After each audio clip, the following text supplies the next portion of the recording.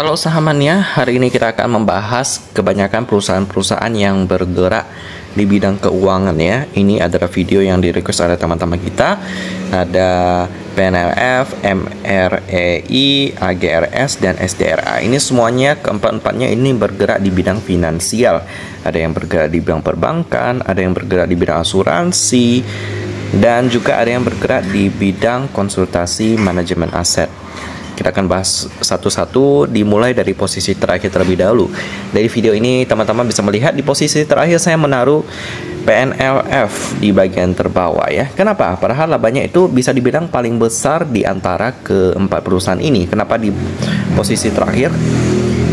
Ya, karena ada banyak hal pertimbangan yang saya pertimbangkan sehingga saya menaruh PNLF di bagian terakhir, seperti bagaimana track record mereka di masa lalu, dan juga bagaimana manajemennya, dan juga dari cash rasionya juga menjadi pengaruh.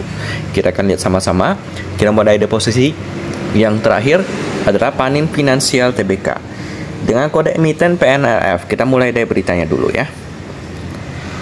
Nah, Direktur Panin Finansial resign, apa alasannya ya? Nggak tahu alasannya. Saya udah baca beritanya dan nggak dikasih tahu alasannya apa ya. Jadi mungkin CNBC juga menanyakannya kepada kita ya. Jadi dia bukan hanya clickbait, tapi dia beneran tanya apa alasannya. Dia juga nggak tahu. Lalu puasa dividen, raih penghargaan, naik, meroket.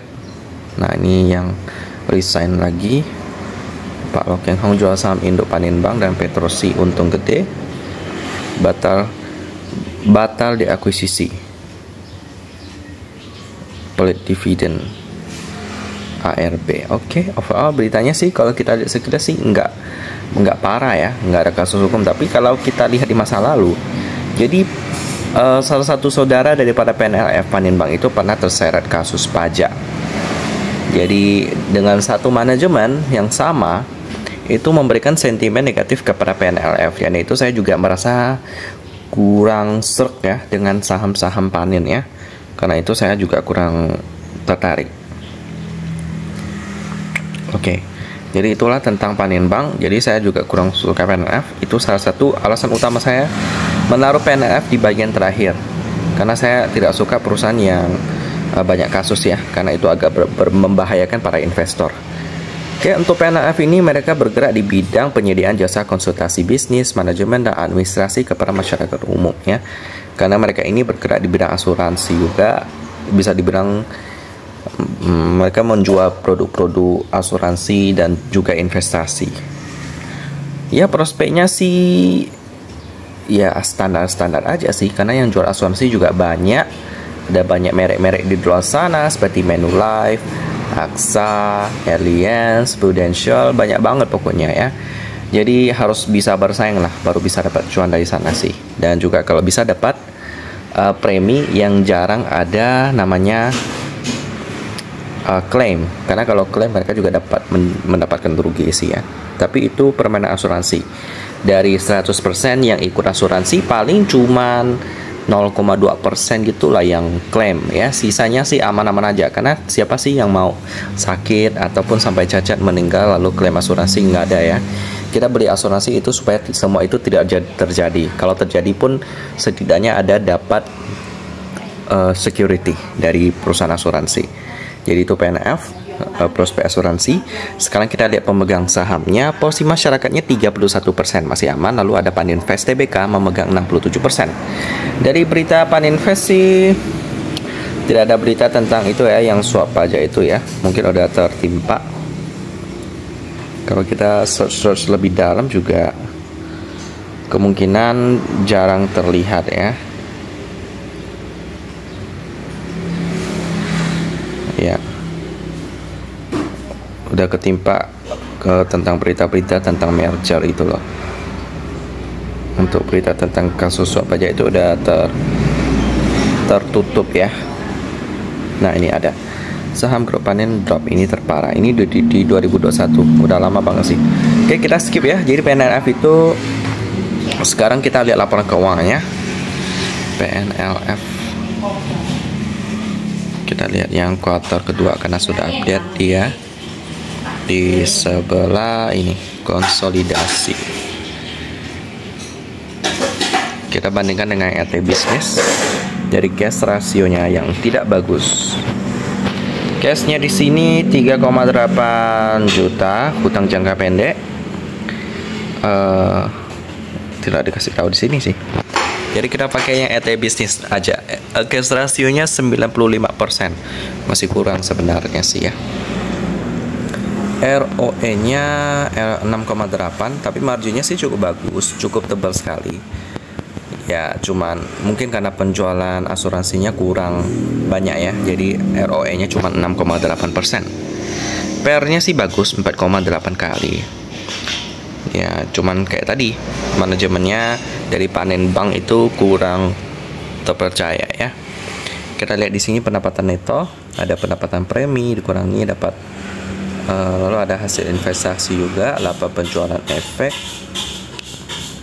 dapat jumlah pendapatan lalu dikurangi beban dan lain-lain. Laba sebelum beban pajak penghasilan 1 juta kalau kita lihat di sini ya. Oke, overall dari pendapatan premi sih kebanyakan karena mereka ini perusahaan asuransi ya. Oke, sekarang paling masalah PNRF terlepas dari kasus manajemennya, ini cash rasionya doang sih. Tapi kalau cash rasionya udah 100%, itu bakalan bagus banget PNRF. Ini bisa masuk watchlist premium saya. Cuman ya saya bukan hanya lihat PR-nya aja sih, tapi saya juga lihat manajemennya ya. Dan manajemen PNRF ini kurang memuaskan. Jadi kita skip dulu. Kita masuk ke Mrey. Ini saham bisa di bidang asuransi juga, tapi reasuransi ya. Jadi ini asuransi untuk perusahaan asuransi. Seperti apa caranya nanti saya akan jelaskan ya. Kita akan melihat maskapai reasuransi Indonesia Tbk dengan kode emiten MREI. Kita lihat beritanya. Kalau kita lihat di sini sih aman-aman aja. Kita langsung masuk ke bagian profilnya ya. Oke, jadi mereka ini didirikan pada tahun 53, jadi udah lama banget nih perusahaan. Lalu beroperasi secara komersial pada tahun 53 ya, seperti yang tadi kita baca. Membuka unit usaha syariah. Oke, selanjutnya kita untuk prospeknya sih asuransi. Ya mirip-mirip asuransi lah ya, tapi mereka mengasuransikan asuransi. Jadi asuransi kalau tidak diklaim, mereka bakal dapat premi terus. Tapi kalau misalnya ada yang klaim asuransi, maka perusahaan asuransi ini akan klaim ke reasuransi. Jadi berlapis-lapis asuransinya. Kita akan lihat pemegang sahamnya, posisi publiknya udah gede banget ya, 63%. Ini udah tidak bagus. Lalu ada Graha Sentosa Persada memegang 20%. Beritanya sih aman, cuma posisi publiknya udah gede. Ya, jadi harusnya saya taruh Mrey ini juga mirip-mirip posisi PNRF, tapi saya taruh di posisi ketiga di atas PNRF karena manajemennya nggak ada berita-berita buruk, jadi saya lebih suka gitu ya. Meskipun posisi publik gede juga sih, sama aja lah. Sekarang kita lihat laporan keuangan daripada Mrey ini di kuartal kedua juga. Ini dia. Cash rasionya ada parah banget sih ini. Cashnya tipis banget. Di sini kita lihat cashnya 11M, hutang jangka pendek nggak kelihatan juga sih. Jadi kita pakai AT bisnis 0,3% cashnya, sangat tipis sekali. Sekarang kita lihat penjualannya. Pendapatan underwriting, oh mereka ada underwriting juga dan lain-lain ya. Hasil investasi, pendapatan lain-lain. Operating profit margin sih bagus 20%, tapi net profit marginnya cuma 4%. ROE-nya cuma 5%, jadi masih kurang bagus. PER yang didapat 12 kali. Ini juga masih kurang memuaskan teman-teman. Oke, jadi di posisi ketiga juga masih belum memuaskan. Sekarang kita lihat di posisi kedua ya.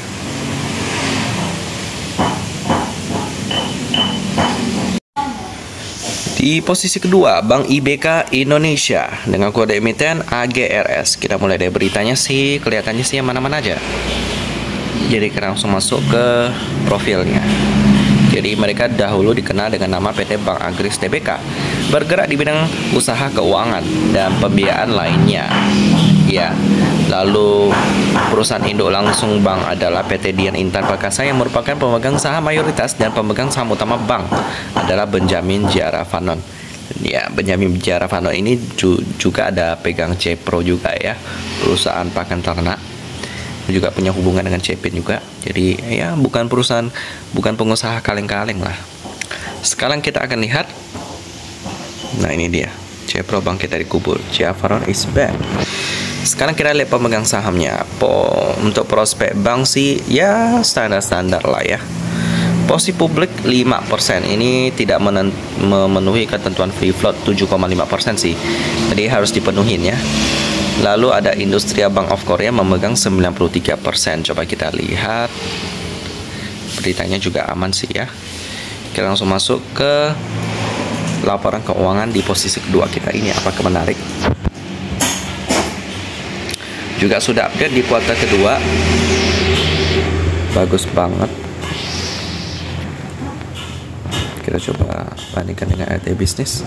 Dari cashnya, oh ya ini bank, jadi kita lihat quick ratio aja 140%. Bagus. Sekarang kita lihat pendapatannya ya. Pendapatan bunga dikurangi beban bunga, dapat pendapatan dikurangi lagi dan ditambahin lagi lain-lain, dapat laba rugi sebelum pajak 101.000 di sini ya. Marginnya bagus 10%. Cuman ROE-nya agak tipis 4,7%. Itu berarti penjualannya masih sedikit ya. Penjualan produk-produknya. Per yang didapat pun masih sedikit 16%. Sekarang kita lihat di posisi pertama SDRA, apakah lebih oke?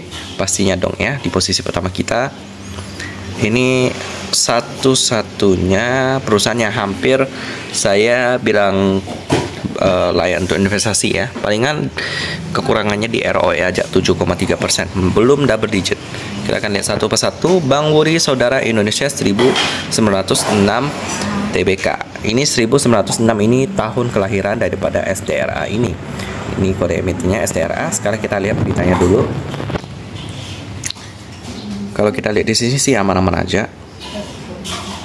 Langsung kita masuk ke profilnya. Jadi mereka ini awalnya namanya Himpunan Saudara Cikal Bakal Bank Himpunan Saudara. Lalu setelah itu 2014 menjalin kerjasama strategis dengan Wuri Bank Korea, ditandai dengan diakuisisinya ya. Jadi Wuri Bank Korea memegang 84% saham SDRA sekarang. Jadi untuk prospek bank seperti biasa ya, standar-standar aja. Sekarang kita lihat pemegang sahamnya. Porsi publik 8,9%, udah memenuhi ketentuan free float. Lalu ada Wuri Bank Korea. Dari beritanya sih juga aman-aman aja.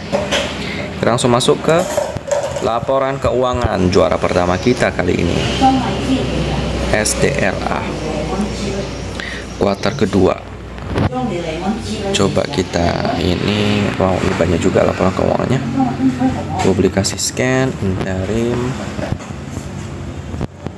Yang interim kali ya.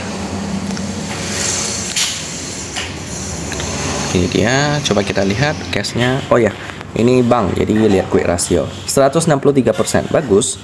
Sekarang kita lihat penjualannya, pendapatan bunga, lalu dikurangi beban lain-lain, pendapatan lain-lain, dapatlah laba sebelum pajak penghasilan 492.000. Margin bagus, cuman ROE-nya 7,3%, masih belum terlalu bagus ya.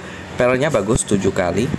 Jadi tinggal ditingkatkan aja sih penjualannya, salesnya. Jadi penjualan seperti peminjaman, produk keuangan, asuransi ditingkatkan ya SDRA ya, biar lebih menarik lagi.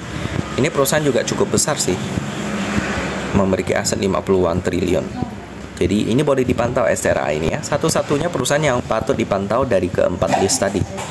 Jadi gitu aja untuk pembahasannya teman-teman, semoga bisa membantu.